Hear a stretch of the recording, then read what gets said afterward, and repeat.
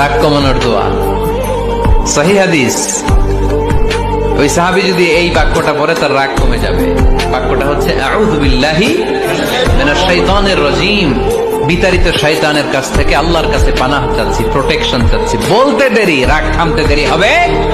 কেউ যদি জীবনে একবার বলে লা ইলাহা ইল্লাল্লাহ দাখালাল জান্নাহ, তার যদি পাপ থাকে, অন্যায় থাকে, ওই পাপ আর অন্যায়ের শাস্তিগুলার পরে কোনো না কোনো দিন আমার ওই বান্দা জান্নাতে ঢুকবে।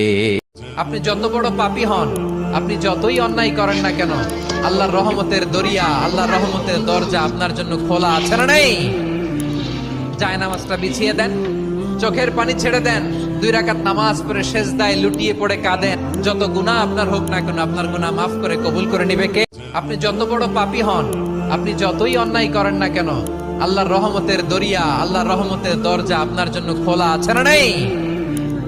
জায়নামাজটা বিছিয়ে দেন, চোখের পানি ছেড়ে দেন, 2 রাকাত নামাজ পড়ে সেজদায় লুটিয়ে পড়ে কাঁদেন। যত গুনাহ আপনার হোক না কেন, আপনার গুনাহ মাফ করে কবুল করে নিবে কে? I see you, I see you, I see a monster. I see you, monster.